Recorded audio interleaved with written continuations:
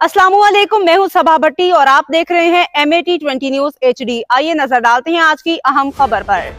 अब चलते हैं लालिया की तरफ, जहां से हमारे ब्यूरो चीफ मोहम्मद इमरान की रिपोर्ट के मुताबिक लालिया शटरडाउन हड़ताल इसराइल के फलस्तीनियों पर मुजालिम के खिलाफ और भारतीय आबी जारहियत के खिलाफ लालिया में शटरडाउन हड़ताल के दौरान तमाम मराकज़ और बाजार बंद, जिनमें मेन बाजार, कचहरी रोड, फाटक बाजार, बैंक बाजार समेत तमाम कारोबारी मराकज़ और मार्केटें बंद।